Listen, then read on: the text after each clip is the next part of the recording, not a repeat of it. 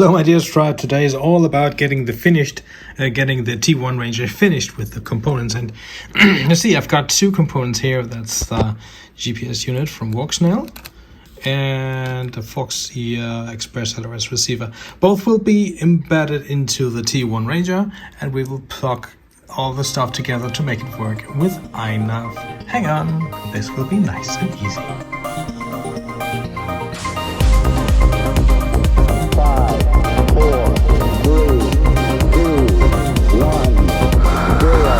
Just FPV. We will start off with putting these things I've just shown into the T1 Ranger Special Edition of this build, and we want to complete that. And I'll show you what I've done to solve some things I had to do, some tasks, and let me go into the details, and we will surely, because it's a high demand, end up with some INAV configuration, which isn't that hard at all. So yeah, hang on, we'll get there, and I will start off with, let's start off with the receiver, shall we?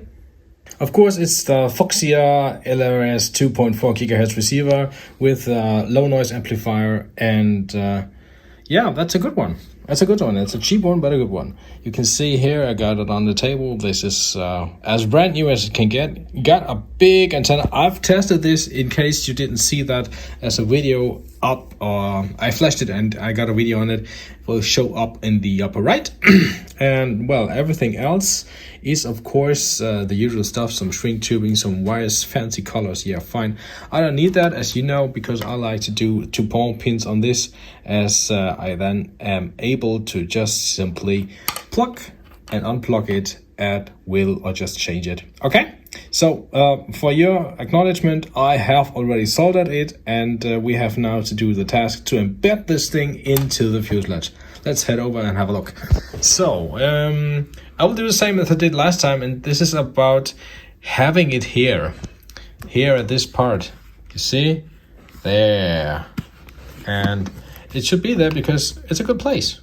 See, it's not that high. The fuselage will cover for our landings and don't destroy anything. It's rigid, it's no problem. So I just took my Dremel tool, painted the shape here of the antenna, right? And made sure it will be fitting there. So that's how it looks. Then I took my craft knife and took a line in those carvings, in the point where the two halves of the fuselage connect. So you can easily hide the antenna wire in there, and you see I've dug a big hole into the center of the plane so I can put the antenna out. You don't have to make it that unsexy like I did. You can do it better, I'm sure about that. On the inside, and that's where you see, you first have to do the antenna in, because otherwise it won't fit. You can't put the receiver through, right? So you have to take the antenna off or take another one. I did so on my other build, but yeah, we stick to this here. So just fiddle the antenna through and then reconnect it on the inside. You see I've done so, and the antenna is through. I put the shrink tube on, marked the one which is power so I can always see it, because I got bad eyes, I'm old, you know, and that's it. You see the palm pins come out, and here we go, that's it. So how do we get this to the flight computer? Yeah, simple task, simple thing.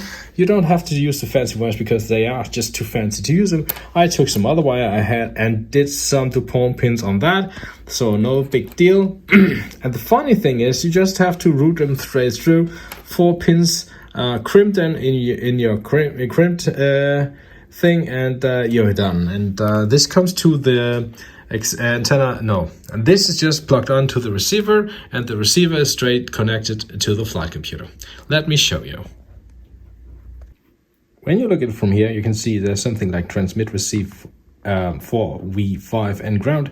That's where the ExpressLRS receiver is to be connected, and you can easy find it. You can see on my one, you can see it's the red one marked. It's the second from the left hand side if you have the antenna sticking up on the upper side of the receiver. So it's The most outer left is of course ground as usual, then comes 5 volt, then comes transmit and receive. And those lucky guys from SpeedyBee, they have done it accordingly, so you simply can do plug and play.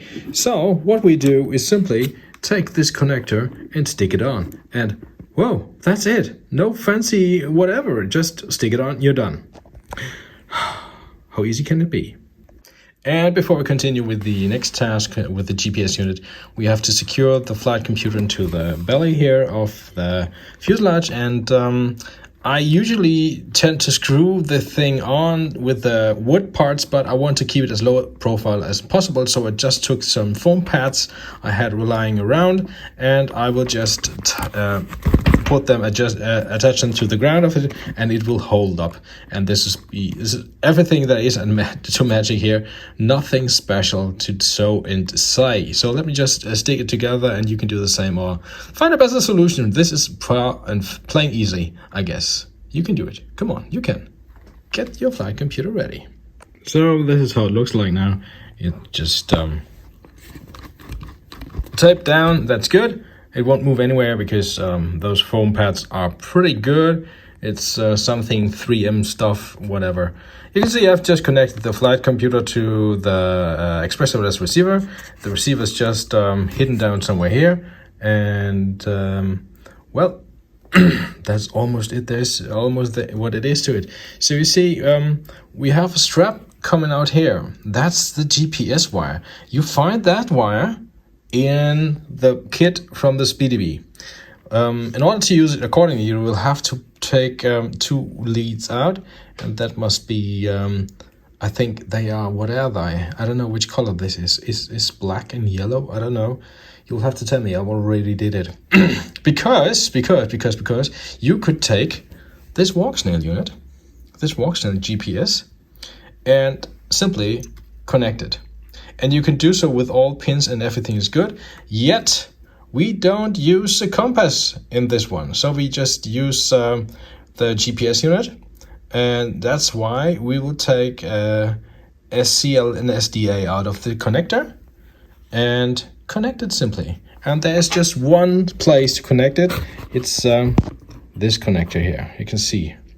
And you can see which is which here. TX-RX on top, then comes ground and 5 volts. And again, the guys did a good job. The wires are perfectly in shape. You have to take this because this is the wire to go for. You could take, of course, why not? You could take the wire which comes here, which is basically the same, just different colors. Yet for our case, I want to place this here in the rear hatch. The wire is too short. So take the one from the SpeedyBee connector, SpeedyBee flight controller, and you're good to go. Don't make any compromise. Don't start fiddling on wires. Take this long wire, pinch those through compass units connectors out, and be good with it. No complaining, no fiddling. Just those 2 wires off, and you're good. So what we'll do now is just connect this one to the connector here, and I don't know if I can do this as a one-handed bandit. I guess not, but yeah, it will fit. Of course it will, because that's a thing they have tried out before the package did. So yeah, I'll put it in there and tell you some more about it. I know there have been some tests around saying, well, Walksnail claimed that they have such an ultra cool GPS unit in that size. And you know what? Some tests did turn out they weren't cool at all, or not better than the others. So I thought I made my mind myself, so I ordered some of those. And I can tell you, I'm pretty happy with it. It's pretty good in the T1 Ranger. I really, really like it. I got about 30 satellite fixes in no time. It's pretty fast. No annoying, no disturbances, no loss of GPS fixes.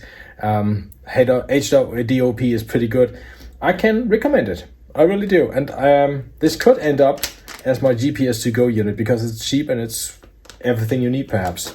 Well, just for now.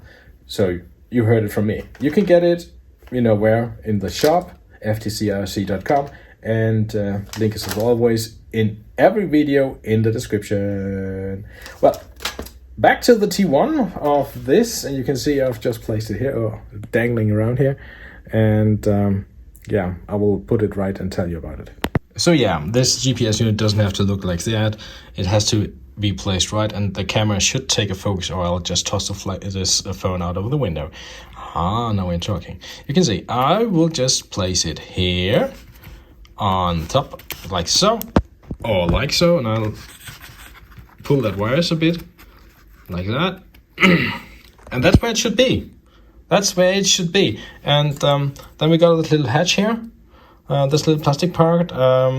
This will just cover it, and then you're good.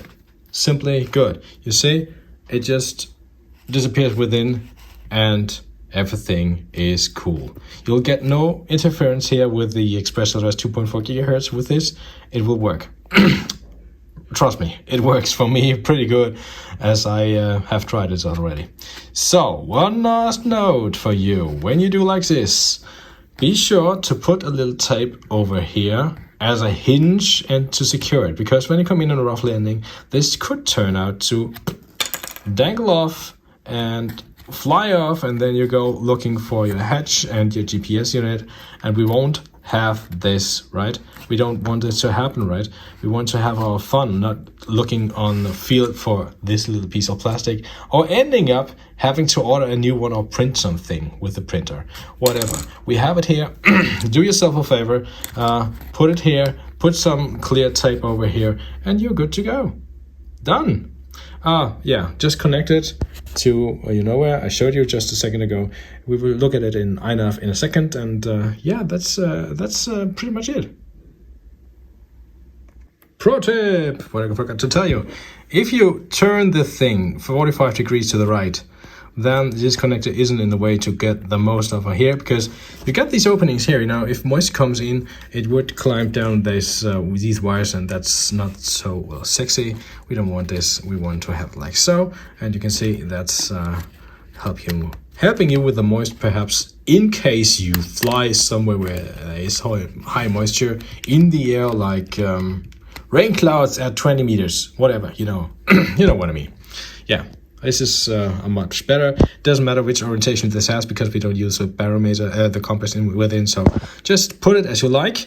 Get those wires secured beneath the hatch, and don't forget the tape.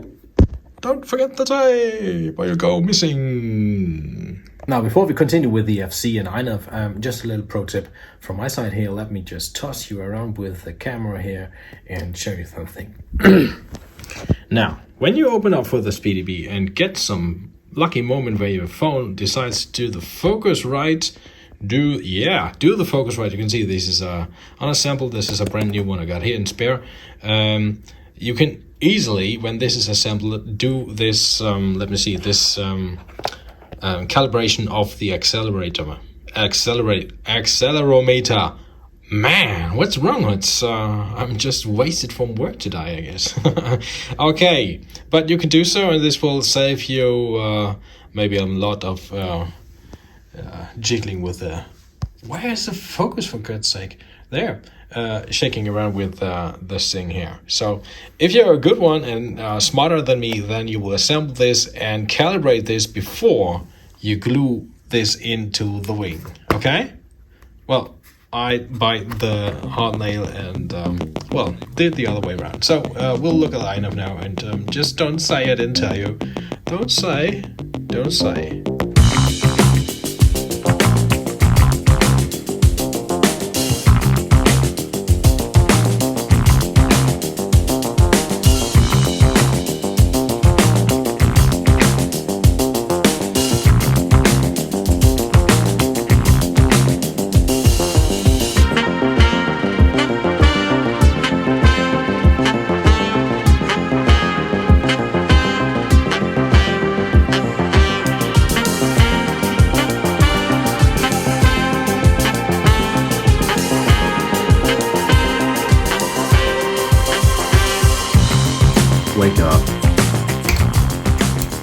Wake up! Stop dreaming! Let's go on with the video, shall we? I've just pulled such a brand new speedy B together for you so we can flash it together and do the thing we have to do, right? Don't dream, fly. Okay, firing up. We're good to go then. Okay guys, this is INAV, and clearly you can see it has found the USB modem, aka the Speedy B. And the first thing is to make life easier. So we just connect. I know we should have been flashing things now, but we connect first. You can see everything is cool, it moves and it's good. Have a look at the ports, because it comes pre-installed with INAV 6.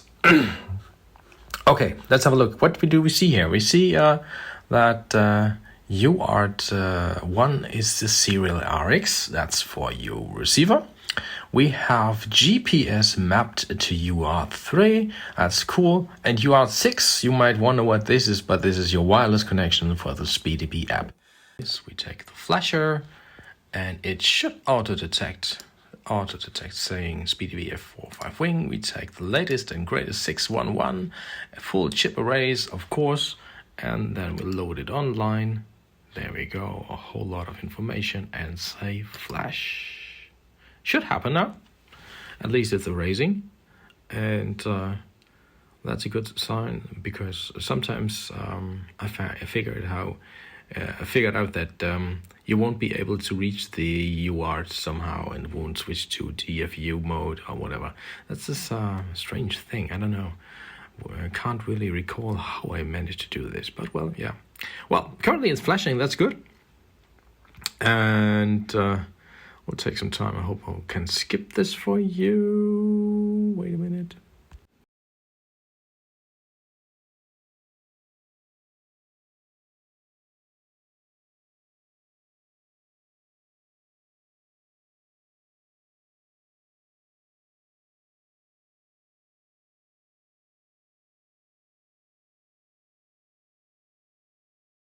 Finished. Okay, that did work well. The flight computer is rebooting now. We can see that in a second. Come on now. Okay, looks good. Let's see if we can then connect. And it says, yeah, here we go. We want to do the Ewing T1 Ranger Special Edition, or T1 Ranger will do as well. It doesn't matter. It's not only the special edition, it's for both. It's just a T1, right? So we have an airplane with a tail, right? That's the one. And it says, yeah, loading defaults. Hey, I will apply that and reboot. That's fine. That's fine for me. Come on now. It can't take ages. I'm spending my youth on this. Yeah, here we go. Rebooting. And it should be there again. Okay, there we go. Then we can have a look. See? So we go over to calibration here, straight ahead, and we say accelerometer, and we say yes, we want to level that out. I will do so with free hands, I guess. Wait a minute.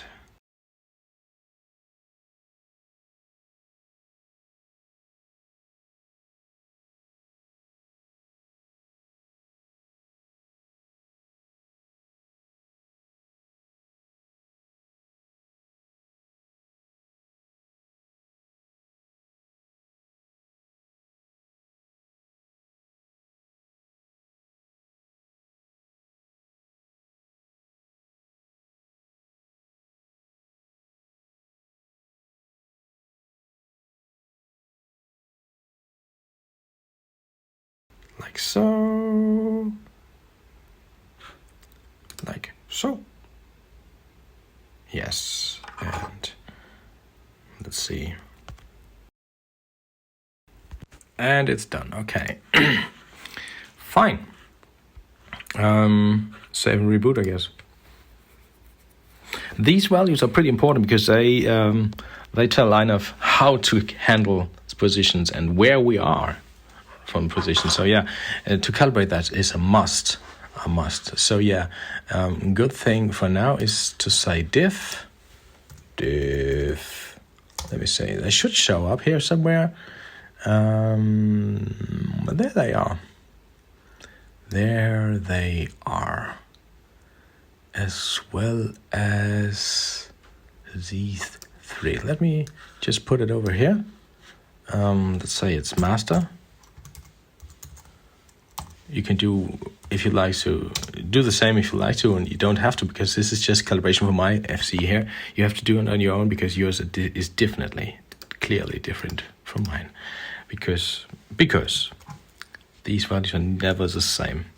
So we will toss this out and see. Next time you have to flash this, you can simply take this and put it into your CLI and you're good. You don't have to do the stunt with it, just messing the plane around and put it head over or whatever you want to do. No dangling here, just do it. That's fine. That's pretty important because then you're through with the worst. So yeah, put it aside again. Okay. Well, off next will be the configuration of the parts. So we'll do this with the real T1 so you can have a little look. Good morning, guys. It's some days later and well, I have too many loose ends I have to catch up with lately because so many things are coming up and I have exactly 2 days, no, from now on, 1 day to finish a CVM. You didn't see about that right now, but you will. And finish this video as well and get my stuff packed because Monday Chill and Grill 2023 is starting. I want to be part of it again, yes. But that implies that I have to finish some things, like the video I have begun.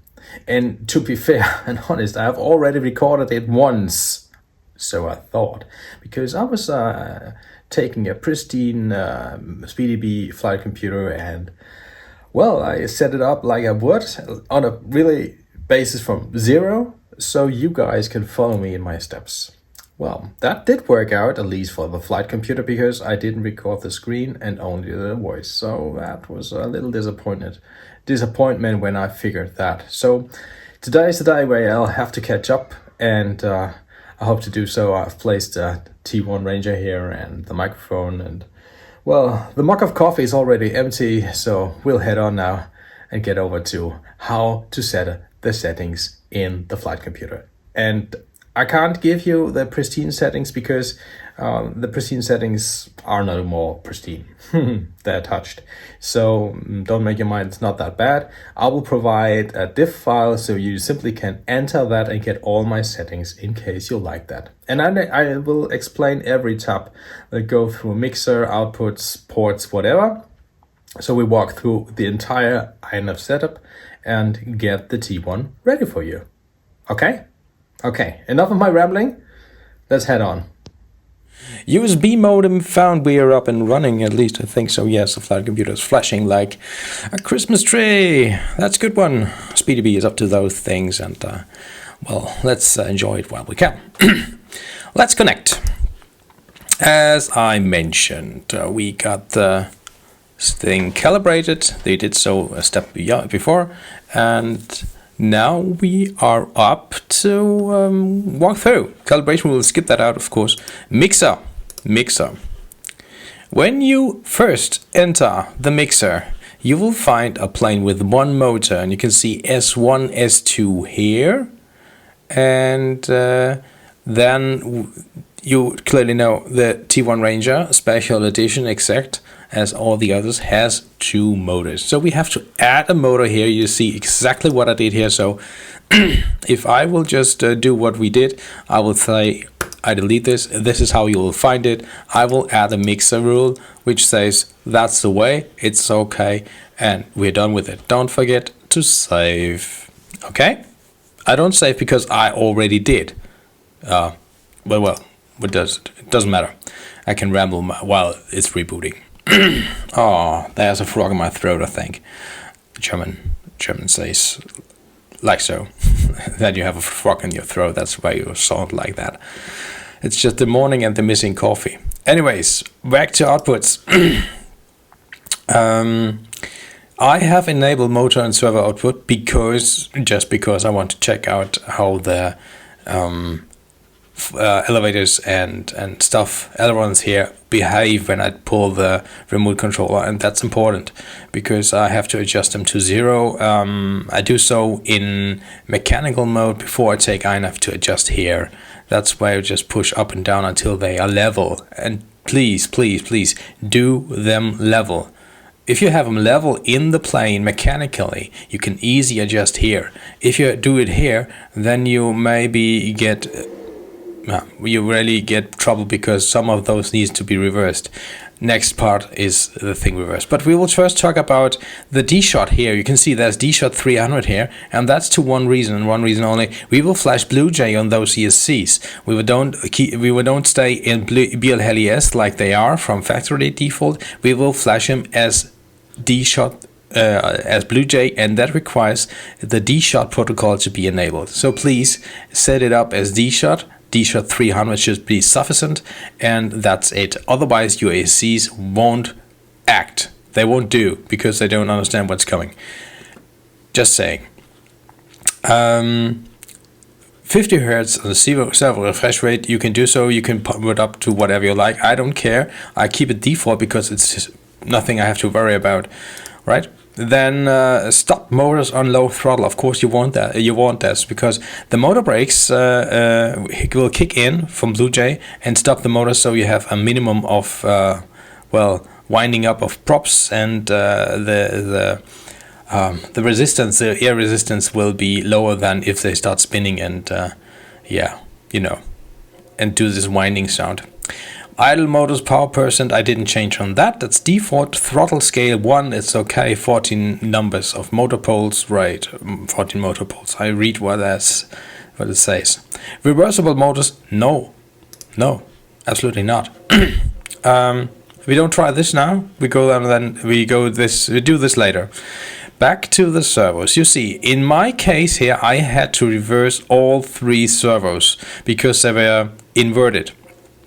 I don't know if this will occur for you in the same way, but for me it was like that. As I did so, the servos went as they should. You see, I have everything on center, nothing adjusted. This is really default, right?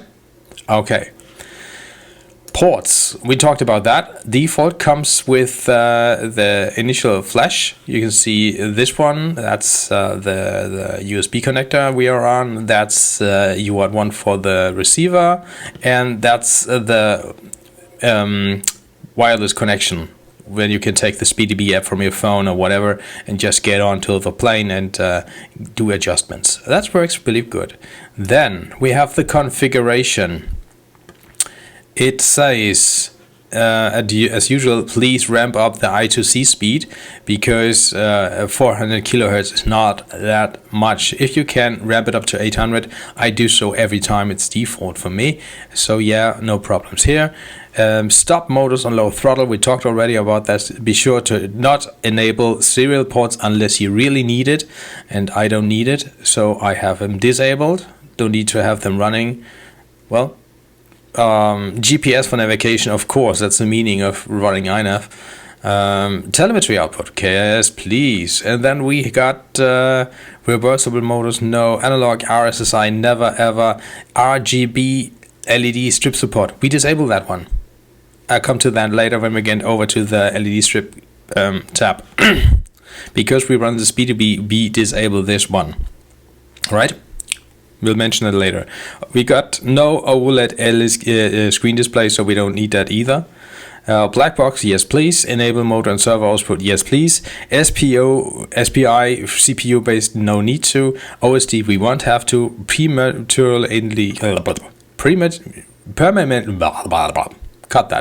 Permanently enable air mode. See, I can spell it after all. I can say it after all.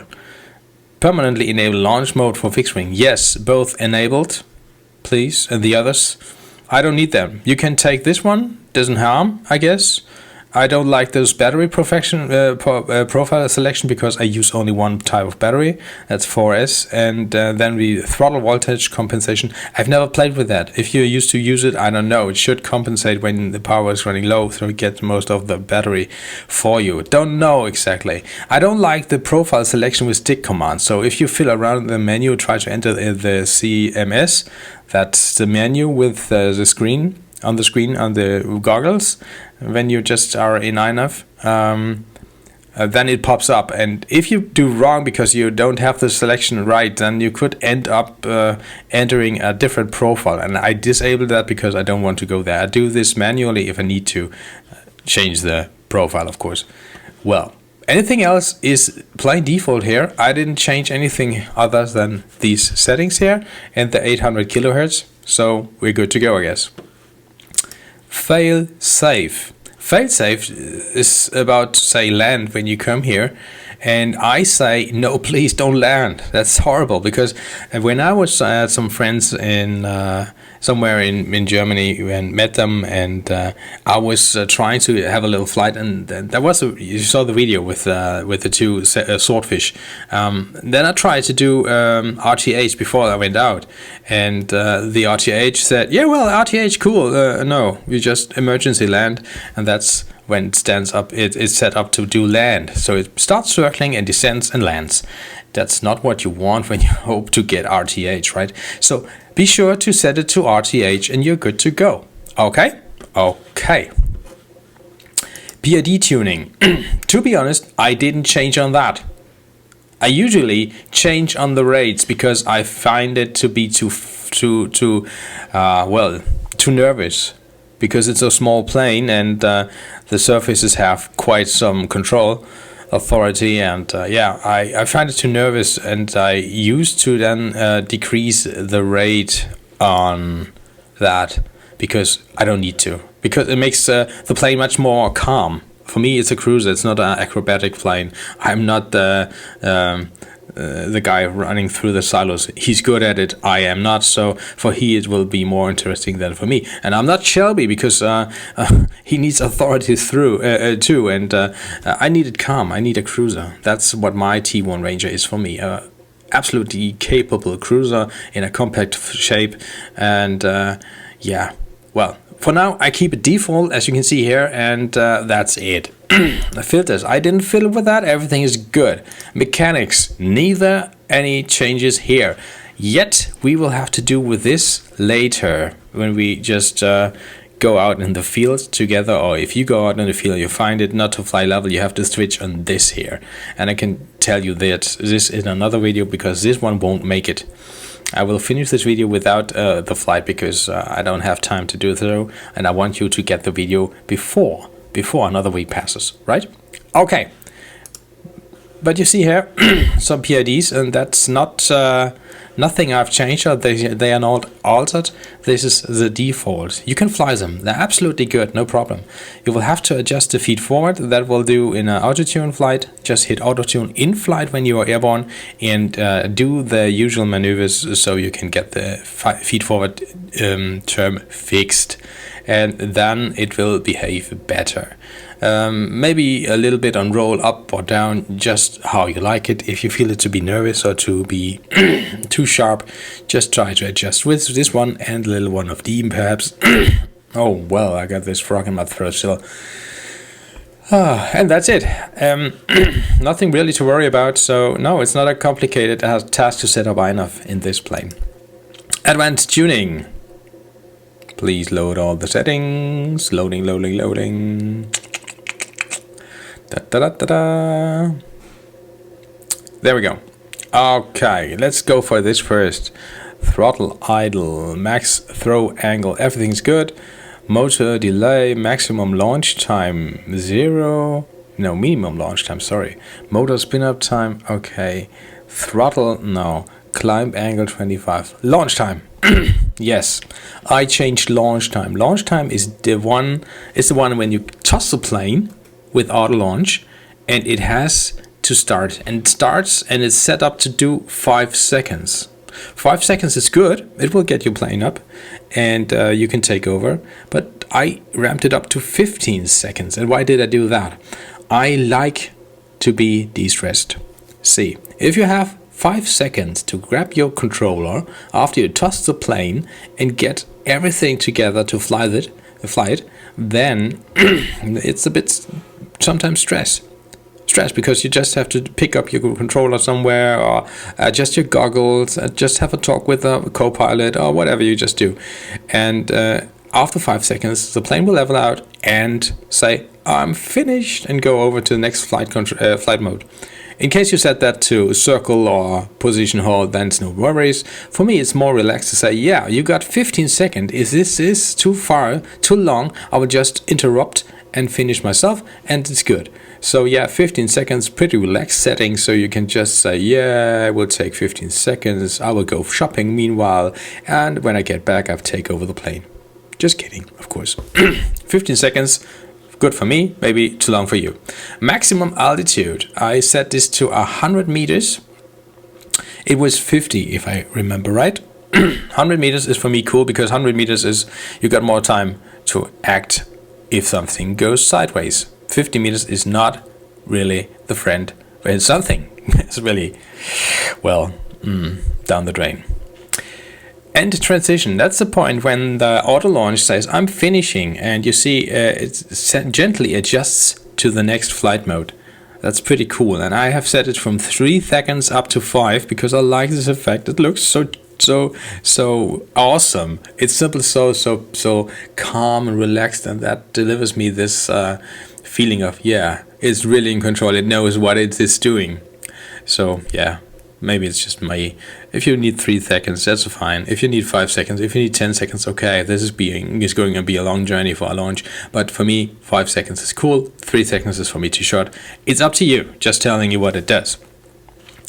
Okay, back to generic settings here. So we have RTH settings, and there is altitude mode, RTH altitude mode, and I usually use at least linear descent. At least linear is it has to be at least 100 meters. You can see that in the value below here, 100 meters. At least 100 meters it should fly home, because sometimes you start off and 100 meters will save you behind, of course. And linear descent will say, an add-on to, if you are higher than 100 meters, then it will do a transition from that altitude to your home point, 100 meters, which is the target altitude then, from where you start off, from the altitude. And this is a linear descent, so it will go just linear down to that altitude of 100 meters. And the reason I'm doing this is because when you're far out and something happens, then the worst enemy is having no energy left.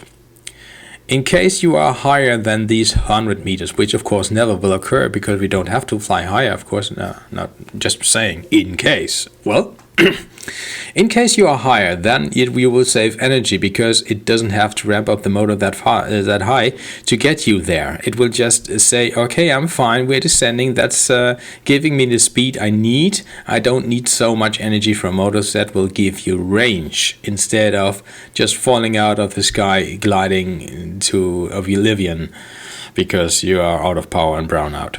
Yes, I guess you've seen the video, right? Okay, then you know what I mean. 100 meters altitude for return to home, exactly for me. Home altitude is 0, okay. Climb before RTH is okay. That means if you're lower than 100 meters, it will just keep on flying and climbing in the altitude, so it reaches the 100 meters, and then it will turn and get you to RTH, right? What do we say? Climb stage mode. This says if you are on this moment where you have to climb before RTH, should it be at least 100 meters or should it be additional extra 100 meters? I have it at least. If you fly mountains or something, this could be a good setting for you. I don't know. Never flown mountains. Don't know. That's a whole different thing to where I live. So yeah.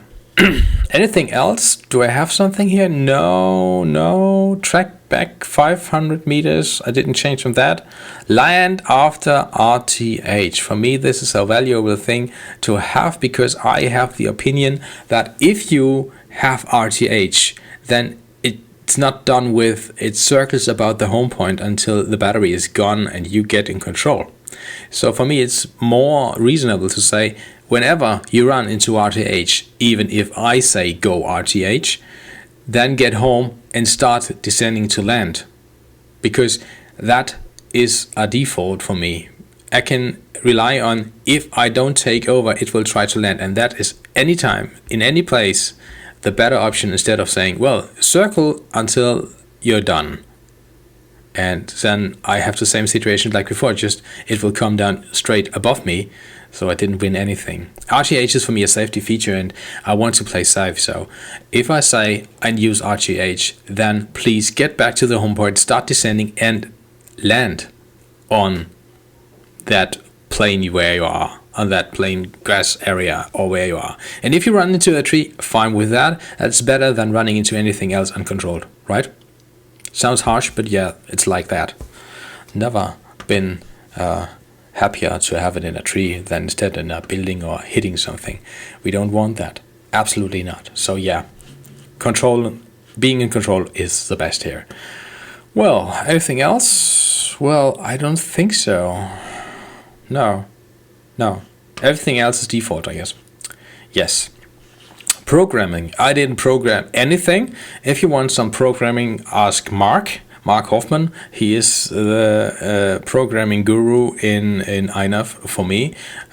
He's even done some landing mechanism in INAV with it. So yeah, I hope to find that as a protocol ready as a mode later on in some versions, maybe version 8 or 9 or perhaps version 7. That would be nice, Mark. If you get that in, cool.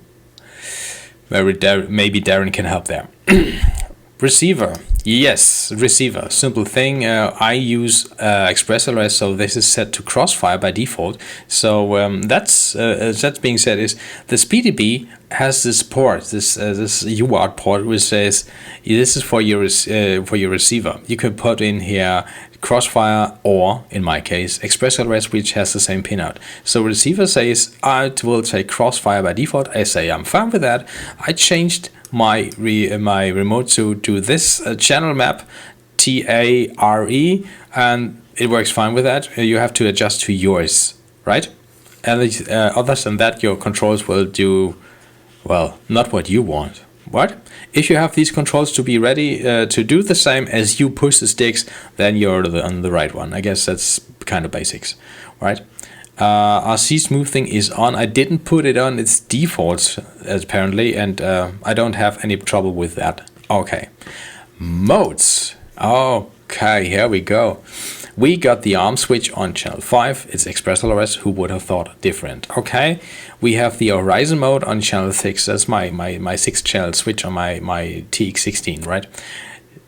Channel 6 has Horizon mode. It has cruise mode or curse hold mode, loiter mode, that's position hold, and RTH, as well as waypoints. I didn't configure any waypoints, but I want to, and I want to try this out, so I got this mode ready.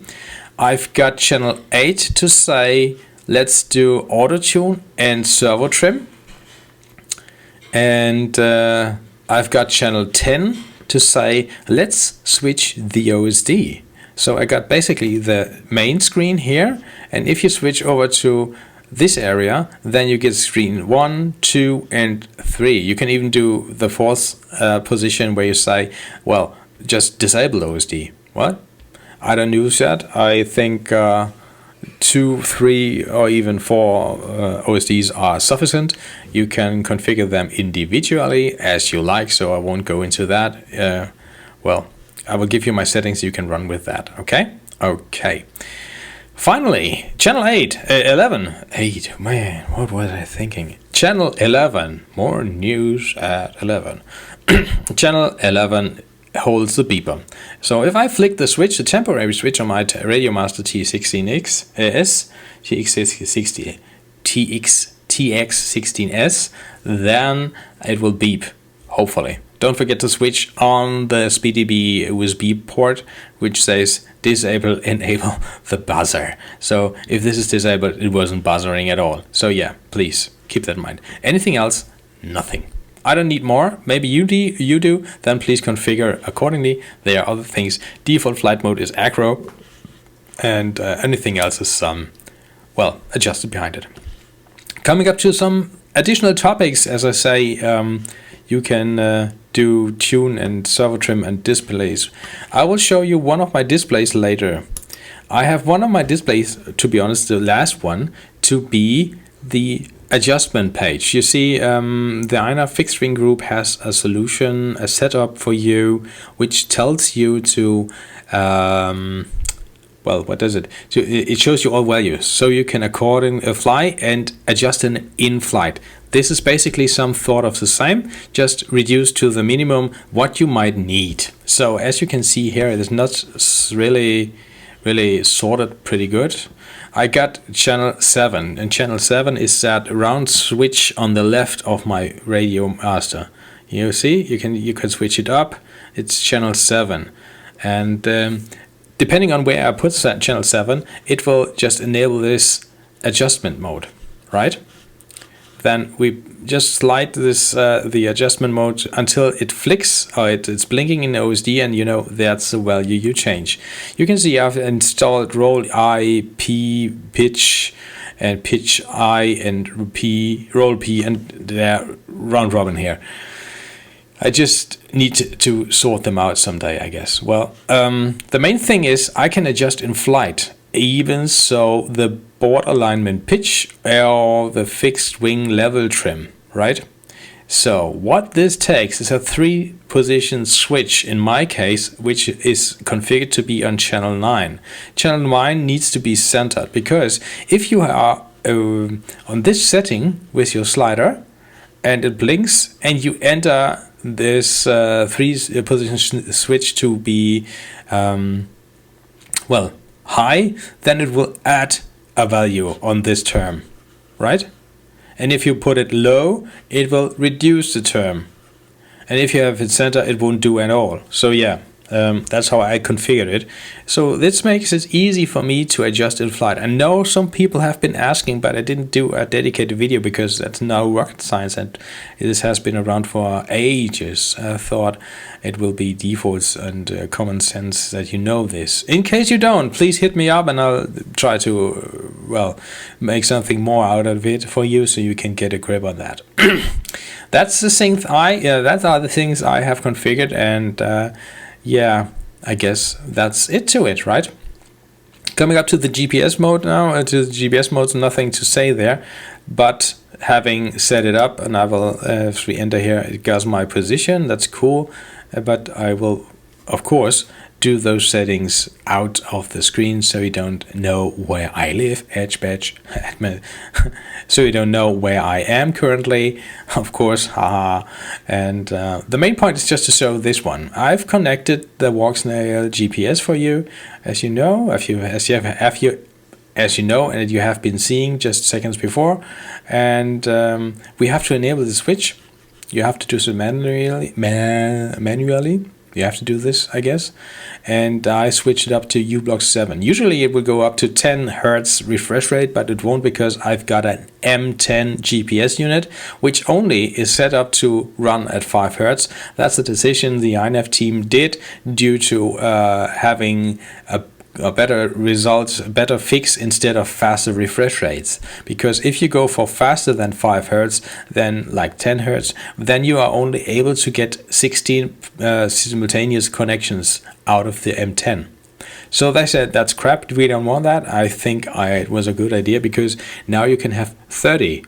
Currently I've got 4 because I'm in my room here, and that's everything with wires and things blocking here in the way. But anyways, I got 4 satellites, that's okay.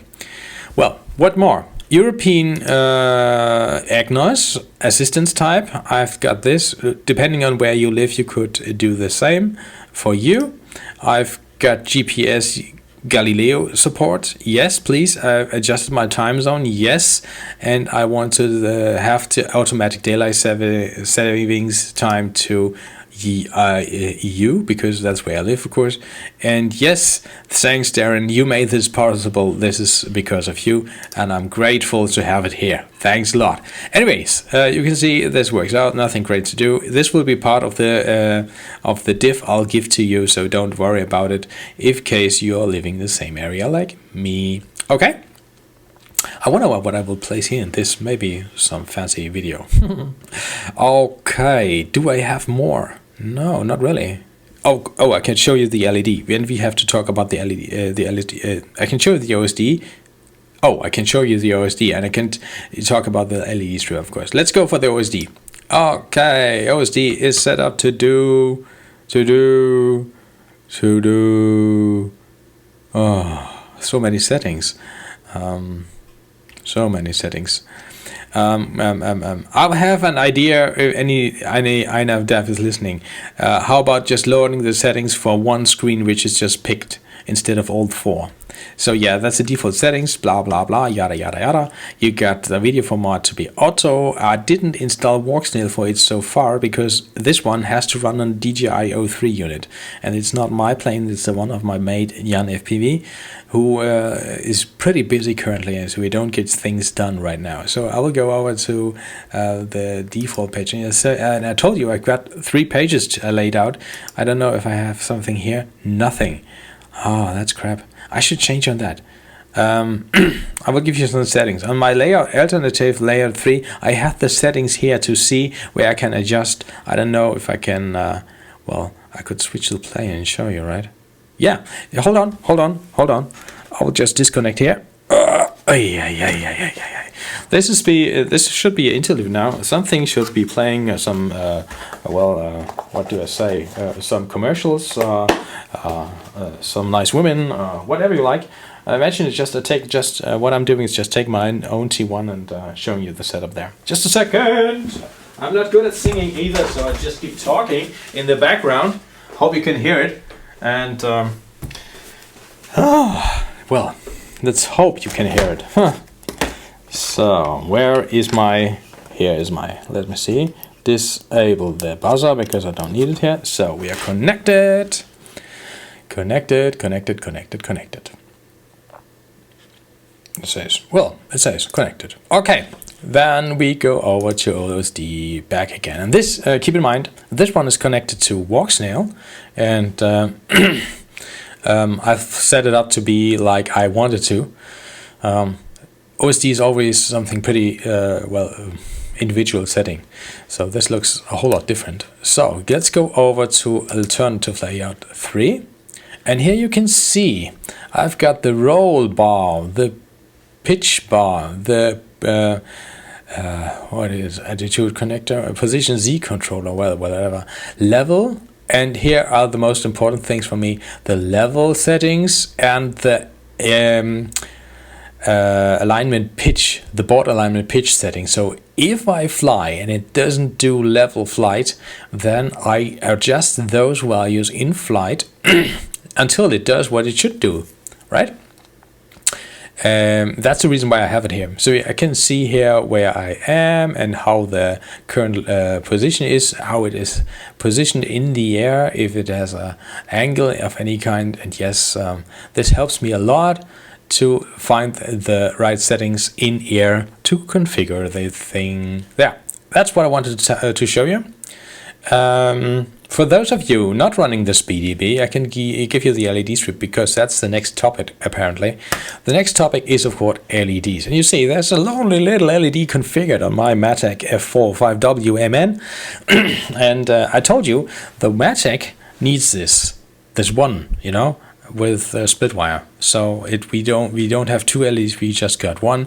And I set this one to do strobe light effect, and I got a color defined, which is just orange for my settings, if I remember right. Yep, orange, that one, and that's it. For the PDB, we have this one disabled, and that's why. Good. It's because the LED controller on the SpeedyBee has a better option for you here. Usually you have the left color. Let's go over to a plane here. I don't know if we can we? If you? No, I can't do this. Usually it will have a color green and red as position lights left and right, and it flickers, right? It flashes then. That's the setting we would have wanted to have in case you are about to set this up like a real plane. And I like to do this because it looks fancy. It's some kind of scale effect. And apparently, or unfortunately, the SpeedyBee controller has an option with a built-in controller that does exactly this. So this is pretty cool. So you don't need to have INAV to control the LEDs. No, you let the flight computer do it itself. And with that, you set it up like these flashing effect with red and red and green colors on the left and right side flashing, and you're good to go without even doing anything. And then, gents and ladies, don't forget the ladies, then you will have the effect that you would perhaps want. Flashing red and green on the left hand side. No, left red on green, or is it right green? I don't know. Red and green colors and a flashing white strobe on the auto LEDs with the default LED set. Because the SpeedyBee has 2, I would say even 4 LED outputs, you can do so. And that's cool. That's cool. That makes it easy. And better than with splitting some wires and extra diodes on. Well, something like that. No hacks needed, just that. Blackbox. Let's go to Blackbox as a next topic. I have set this to do a real slow logging. You can see my flash memory is filled up. I got it to 3%, 32th of normal, and to be honest, I don't do much with it currently. I want to do some optimizations and learn about that, but if you don't need it, you can disable it. And for me, it's perhaps nice to have those settings somewhere, position estimation and stuff, and where are we, and everything that's locked, okay? So this is the way for me to go. Well, anyways, that's it. And what I do now is get over to the CLI, diff it all out for you, subtract my settings, and then you can have them. And that's it. That's really it. Hopefully this video connected, this video recorded. Oh, yeah. Well, that was a long one, 32 minutes almost, maybe a little less after I cut some things out. Yet there's one thing we've left out so far, and that's the Bluejay configuration. I think I never showed it, right? I will show you.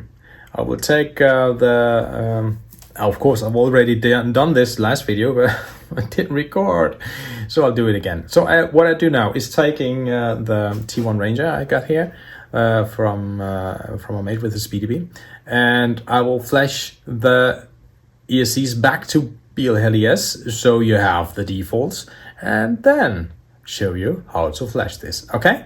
Okay. Remember, don't do as I do, do as I say. That's easier, because I think I got the props on, because I already finished. You shouldn't do so unless you know what you're doing. But not even I'm knowing what I'm doing, so yeah, whatever. Let's get this plane up and fired up so we can flash the ESCs, shall we? Okay. I'm back on the screen. This is the ESC configurator. This is used to flash your ESCs to from BLHES or whatever to Bluejay back and forth. So yeah, I've just connected it. You can hear the plane firing up, and well, I got a fix. Cool. Anyways, we connect. Our task is not to check some motors here. You can see it has a battery connected. In case you're doing this, be sure to be safe. Take off those props. You won't see mine now because I didn't. Anyways, take off those props as long as you're not sure what you're doing, because it will save you behind and maybe, well, everything that's in the way of the props.